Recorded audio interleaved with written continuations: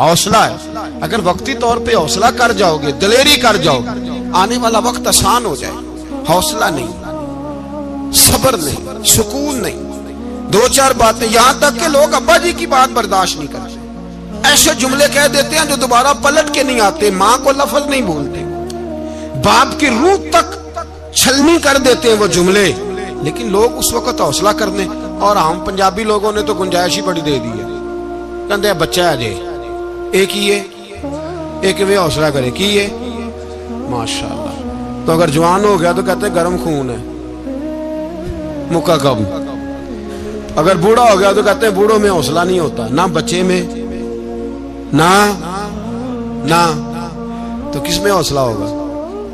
بولے کسی میں بھی نہیں. چھٹی سب کو فتویٰ مل گیا نا, یہ بچہ ہے جی, ابھی یہ تو بچہ ہے, آپ تو سیانے بیانے ہیں, یہ بچہ ہے. کمال ہو گئی ہے بھائی, کیا مطلب ہے بچہ ہے؟ بچے کو سارا پتا ہے, ہر چیز اسے آتی ہے, حوصلہ کرنا ہی نہیں آتا. اور پھر کہہ دیا وہ تو گرم خون ہے. وہ کیا بات کرتے ہو, گرم خون؟ ابے کے گلے پڑ گیا گرم خون, اس کو کھڑا کرو نا ایس پی کے سامنے, اور اس کو مار تھپڑ اس کے منہ پہ, تیرے گرم خون کا پتہ چلے. غریب کے یہ گلے پڑ گیا, اس کو کھڑا کرو ایس او کے سامنے, پھر پتہ چلے گا خون کتنا گرم ہے. وہاں بالکل چپ ہے, بالکل خاموش ہے. اور گرم خون اس کا صرف اماں کے لیے. جلال صرف رہ گیا اگر غریب گھر کی بیٹی بیاہ کے لایا تو صرف اس کے لیے. کوئی ایسی بات نہیں. ہم بڑے سیانے, ہمارا غصہ بڑا سمجھدار ہے, ہمارا وہ گرم خون بڑا سیانا ہے. وہ جہاں دیکھتا ہے کہ معاملہ ہلکا ہے تو وہاں وہ گرم خون جلال میں, اور جہاں دیکھتا ہے کہ سامنے والا تگڑا ہے تو وہاں وہ گرم خون فوراً ٹھنڈا ہو جاتا ہے. حوصلہ پیدا کرے. زندگی حوصلے مند لوگ جیتے ہیں, جو حوصلے مند نہیں ہوتے وہ تو زندگی کا ایک سال لطف سے نہیں جی پاتے. حوصلہ کریں, مسکرائیں. نبی پاک صلی اللہ علیہ وسلم نے فرمایا عورت کی عقل آدھی ہے تو تیری تو پوری ہے نا. جس کا مطلب ہے لڑائی اگر بچ سکتی تھی تو مرد کی وجہ سے بچ سکتی تھی, گھر میں امن ہو سکتا تھا. کہتے ہیں یہ بڑی بیوقوف ہے, میری سنتی نہیں. تو میں نے کہا جو اس سے بحث کر رہا ہے وہ سیانا ہے؟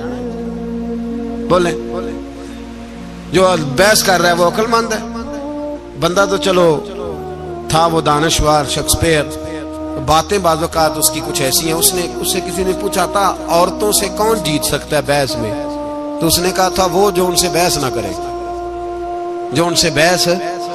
تو بھائی تو وجہ اس لیے کہ حوصلہ تو نہیں کرنا تھا. نبی پاک علیہ السلام نے فرمایا بی بی ٹیڑھی لکڑی ہے, سیدھی کرنے کی کوشش کرو گے تو ٹوٹ جائے گی. سیدھی تو پھر کتنا بیوقوف ہے جو پتھر سے سر رگڑ رہا ہے, کتنا نادان ہے جو یہ حرکت کر رہا ہے, دریا میں چھلانگ لگا کے کہتا ہے ڈوبوں گا نہیں. تو بھائی حوصلہ پیدا کرے, علم پیدا کرے. بہت ساری ایسی باتیں کرے کہ جس میں اشتعال آئے گا. فٹافٹ 3 لفظ طلاق کے دے دیے, اب بھاگا گیا مفتی صاحب کے پاس, او ہو 4 بچوں کا کیا بنے گا. اور یہ بات پکی ہے کہ بچوں کو صرف ان کی ماں ہی پال سکتی ہے, ان کی ماں. اور بات مجھے نہیں بھولتی, ایک شخص نے بیوی کو طلاق دے کے دوسری شادی کی. اس کا بیٹا تھا 10 سال کا. تو اس نے اپنے بیٹے سے کہا کہ بیٹے بتا پرانی اماں صحیح تھی یا یہ صحیح ہے؟ اس نے کہا نہیں ابا وہ تو جھوٹ بڑے بولتی تھی, یہ صحیح ہے. وہ جھوٹی تھی, وہ جھوٹ بڑے بولتی تھی میری سگی اماں, یہ سچ بولتی ہے. اس نے کہا وہ کیسے؟ کہنے لگا اس لیے کہ میں کوئی شرارت کرتا تھا تو میری سگی اماں مجھے تھپڑ مارتی تھی اور کہتی تھی تجھے روٹی نہیں دے رہی, جا دوڑ جا گھر سے.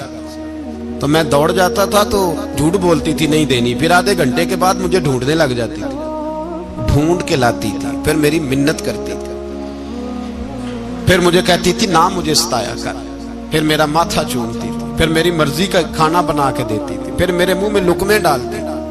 جھوٹی تھی, پہلے کہتی ہے نہیں دینی, پھر پیچھے بھاگتی ہے. یہ سچی ہے, میں شرارت کرتا ہوں تو تھپڑ مار کے نکالتی ہے, پھر میں منتیں کرتا ہوں پر روٹی نہیں دیتی, پیر پکڑتا ہوں نہیں دیتی, سچ بولتی ہے, اپنی بات پہ ڈٹ جاتی.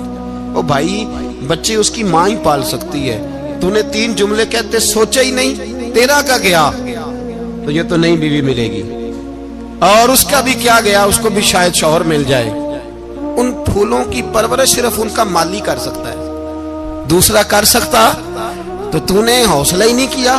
ٹھیک ہے غلطی بی بی کی تھی پر تو مرد تھا نا, تیرے پاس تو دلیری تھی. فٹافٹ 3 طلاق کے جملے کہہ دیے. اور میرے رسول پاک علیہ السلام نے فرمایا جائز کام بڑے ہیں پر طلاق جائز تو ہے پر میرے رب کو پسند نہیں, اللہ کو پسند. تو نے مالی بگا دیا جس نے تیرے گھر کا باغ سینچنا تھا.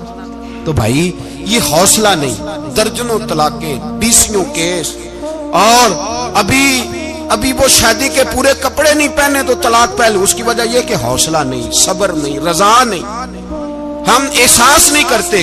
اگر تو یہ سمجھ جائے کہ بس اللہ نے جو میرے لیے بہتر سمجھا مجھے دے دیا, صحیح ہے, میری آزمائش ہے, کیا ہے, کچھ ہے جو اس نے بہتر سمجھا مجھے اس نے, پھر تو سکھی ہو جائے, تیرے لیے جینا آسان ہو جائے, پھر تو بہت ساری پریشانیوں سے آزمائشوں سے دور ہو جائے.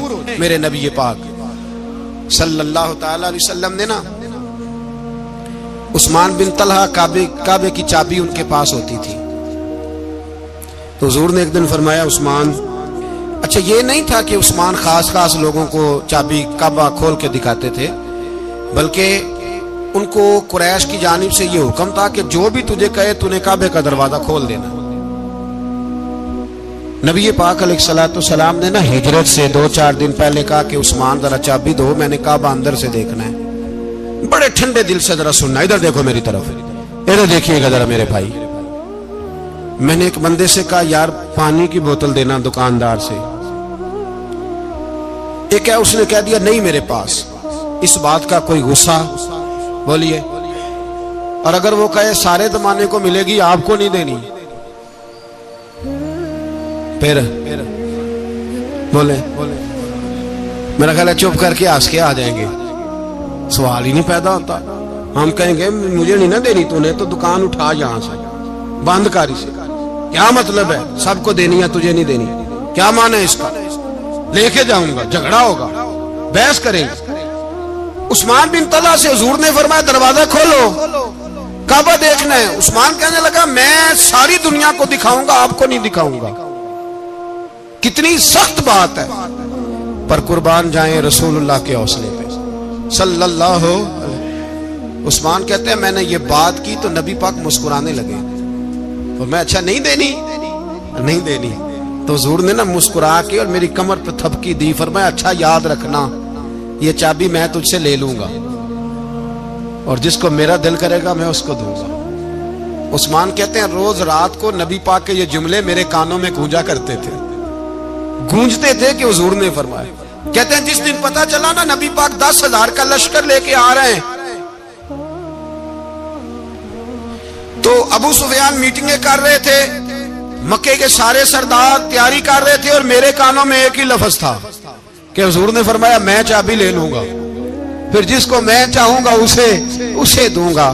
عثمان کہتے حد ہو گئی, وقت گزر گیا, حضور آ گئے, طواف فرمایا, اور طواف کے بعد میرے نبی پاک علیہ السلام نے فرمایا بلاؤ نا ذرا عثمان کو. عثمان کہتے ہیں میں چابی لے کے آیا تو دوسرا جملہ کوئی نہیں.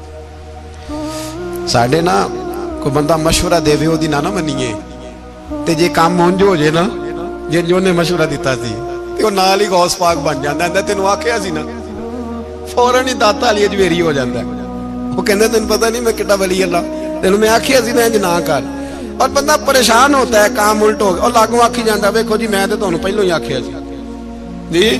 عجیب بات ہے, شیخ چلی کی طرح پیچھے پڑ جائے گا, میں نے تو پہلے ہی کہا تھا.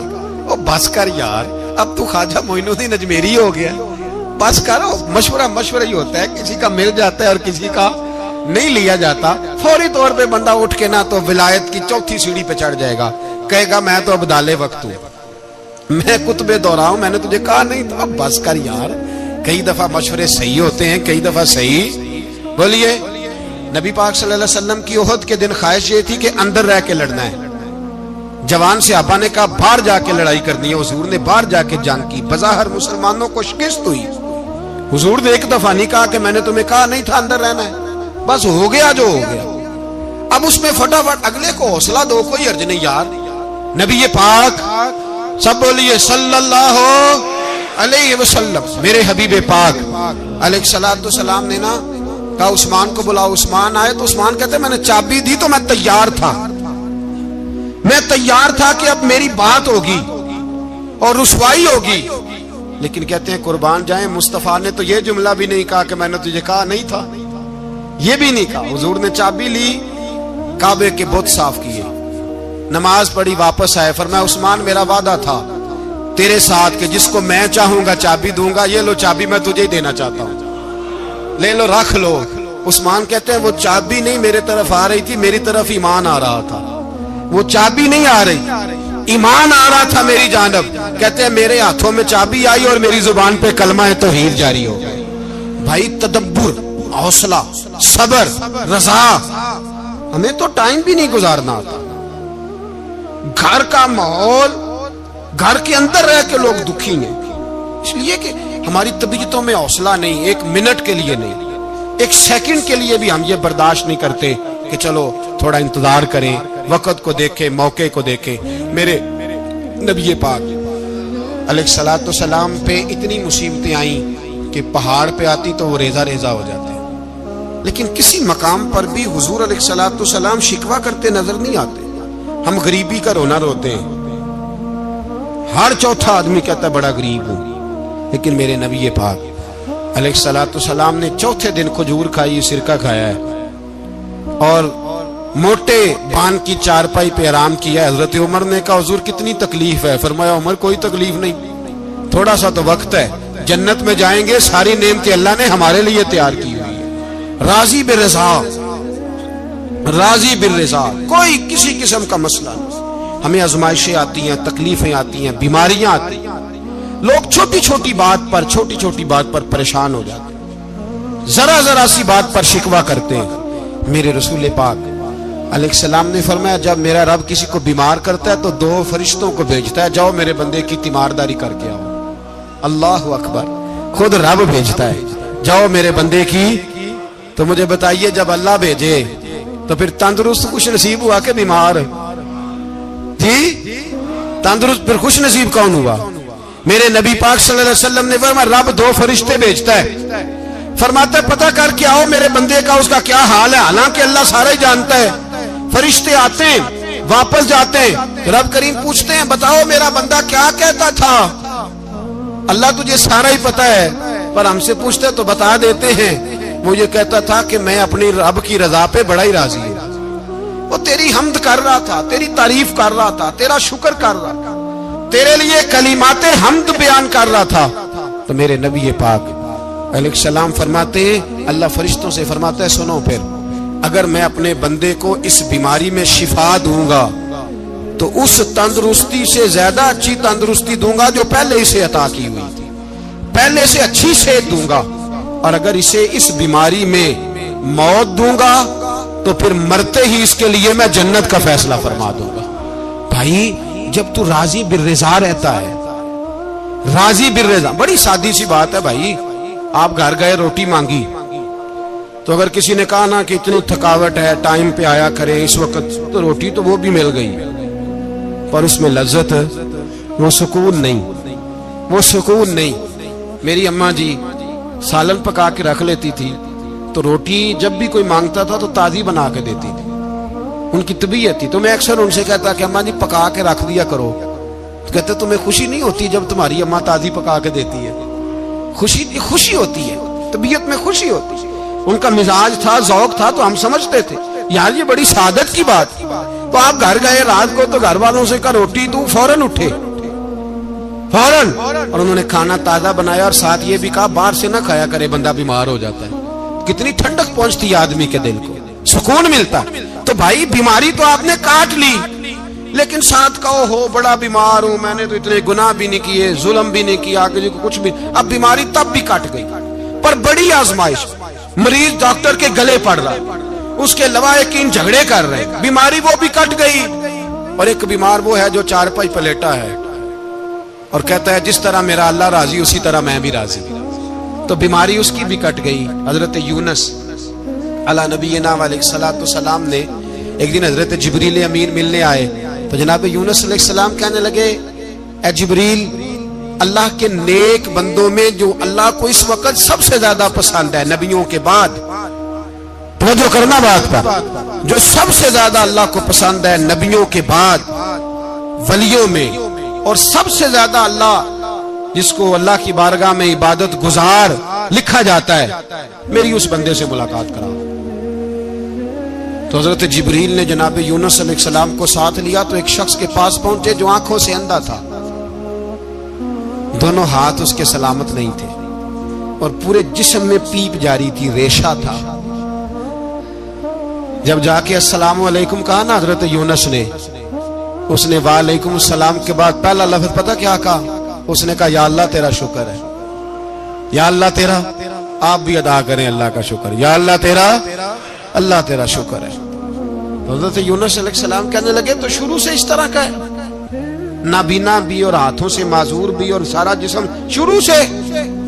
تو بڑے ہی خوبصورت لفظ اس بیمار نے کہے، کہنے لگے نہیں حضور میں بالکل ٹھیک ٹھاک تھا، جب تک میرے رب نے چاہا کہ یہ دنیا کو دیکھے تو تب تک اس نے مجھے آنکھیں دی، اور جب اس نے چاہا کہ اب اس کا دیکھنا بہتر نہیں تو اس نے واپس لے لی۔ تو یا اللہ تیرا شکر ہے، اللہ تیرا شکر ہے۔ پھر کہا جب تک اس نے چاہا کہ میرے ہاتھ رہے تب تک رہے، جب اس نے چاہا کہ میرے لیے بہتر نہیں تو اس نے لے لیے، تو یا اللہ تیرا شکر ہے۔ جب تک اس نے چاہا کہ میرا جسم صحیح و سلامت رہے تو رہا، اور جب اس نے چاہا کہ میرے لیے بہتر نہیں تو مجھے بیمار کر دیا، تو یا اللہ تیرا شکر ہے۔ تو حضرت یونس علیہ السلام کہنے لگے جبریل واقعی یہ اللہ کا سب سے زیادہ شکر گزار بندہ ہے، سب سے زیادہ عبادت گزار بندہ ہے، سب سے زیادہ۔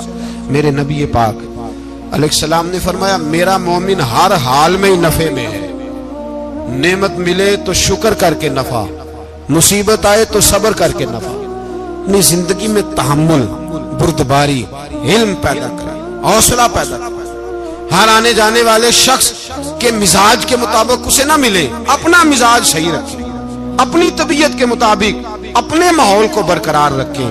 علم کے ساتھ گزارا کرو گے تو رشتہ داروں سے بھی بنی رہے گی، دوستوں سے بھی بنی رہے گی، ہر ایک سے تعلق رہے گا۔ اور اگر آپ کے اندر یہ حوصلہ نہیں تو پھر سارے معاملات پریشانی کا شکار ہو جائیں گے۔ اللہ ہمیں سمجھنے کی توفیق عطا فرمائے۔ آخر دعوانا